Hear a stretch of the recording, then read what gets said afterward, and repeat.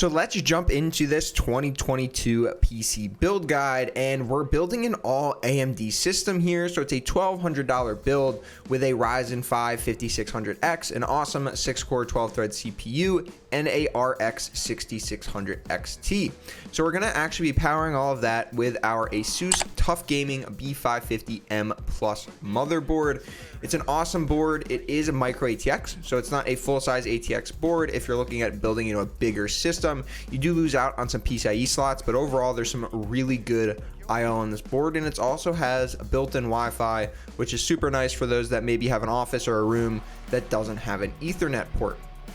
So overall, this board looks great. You get two full-size PCIe slots, a couple NVMe drives slots as well, a lot of USB ports, as you can tell, and some USB-C on the back along with that. The only thing this thing is missing is a USB-C port on the board itself if you were going to have one for your case. So let's jump into the CPU install. So we just got to lift the little arm up on the bottom side of our slot, and then just be kind of careful with these Ryzen 5000 series CPUs, and that they do have the pins on the bottom side of the chip, so you just want to make sure you're not going to damage any of those when placing it in the socket. Just drop it in there, and then you just have to push down that little retention arm. So now we're going to go ahead and install our NVMe drive. So we went with a crucial P2 1TB NVMe drive. So it is Gen 3 speed, so not full Gen 4, but should be plenty fast enough. Before you install, you just got to make sure you take off the cover plate, the heatsink for the NVMe drive, and then install the standoff at the right spot. Normally it's the third one out, so that you can actually screw down that NVMe drive once we get it installed. So you can see I'm just using a little bit. You don't really even need that, just to kind of hand tighten it into the board. And then we're just going to place our NVMe drive in at a slight angle into the board, making sure you're not applying too much pressure, but you'll see it'll stick up a little bit, and then you'll have to push it down and screw it in order to actually get it attached to the motherboard so it's not coming out or moving around. And once we have that installed, you're definitely going to want to make sure you peel off the film on the heatsink. So there is a thermal pad already applied to the NVMe heatsink, so you just want to peel that off so that it's actually making contact with your SSD and cooling it down. So once we have that peeled off, we can go ahead and reinstall the heatsink over top of our NVMe, keeping that thing nice and cool when we're gaming and transferring a lot of big files. So the next step is to actually install our CPU cooler.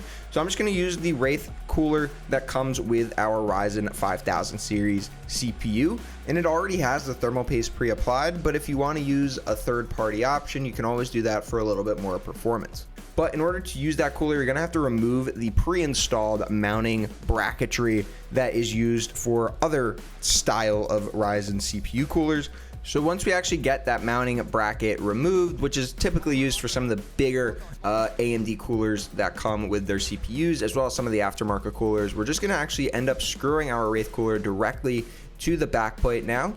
So we're just going to make sure that we're tightening all of those screws down in somewhat of an X pattern, going from kind of bottom right to top left, and then top right to bottom left, just to make sure we get even mounting pressure to our CPU.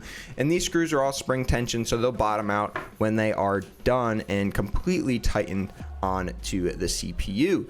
So the next step is to get our RAM installed. So we're going to use the two gray slots, making sure to push out the tabs on either side of the slot. For this motherboard, it's just on the top side, so we just have to move one of those tabs out of the way. And then we're just going to install our RAM, making sure we get the little slot in the RAM stick lined up with the slot in the actual RAM slot. So that'll make sure that there'll be a slightly more pins on one side of the RAM stick than the other, and it's pretty easy to tell which side goes where. So now we're all gonna get our case out of the box. We're going with an NZXT H510 Flow, the super nice design of the H510, but with a lot more airflow, which is super awesome. And the first step before we install our motherboard is to get the motherboard backplate installed into the back of the case.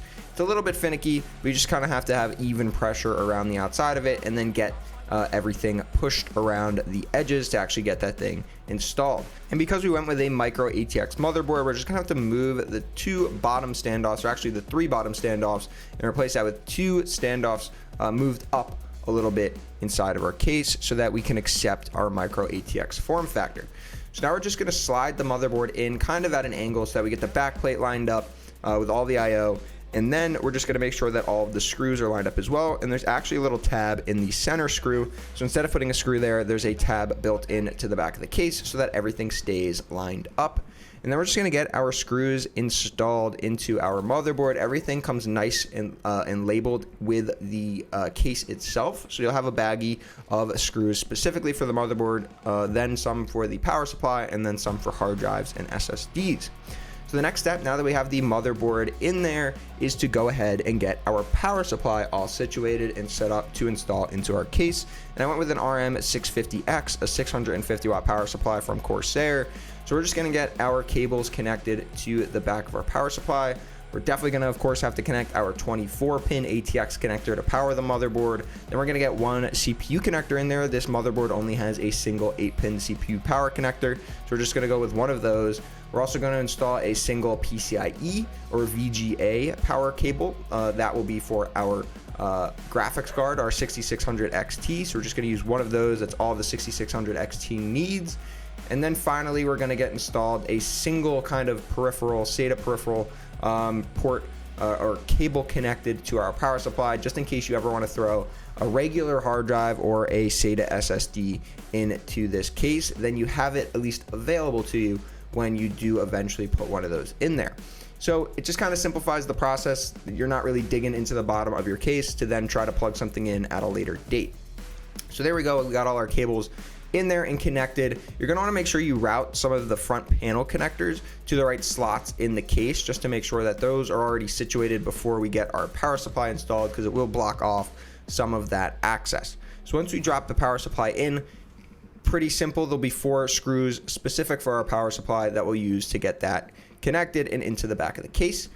And then now that we have our power connectors in there and our case IO connectors situated inside of the case, it's just plugging everything in. So we'll get our 24-pin connector plugged in, we'll get our 8-pin CPU connector plugged in, the VGA power will of course wait for our graphics card install, but then we have USB type C on this case, but I don't have that connector on this board. We also have a USB 3.0 connector, which we do have on the board, so I got that plugged in. We're also going to get the front audio plugged in, as well as all of our fan connectors. So we just have 2 case fans that come with the NZXT H510 Flow.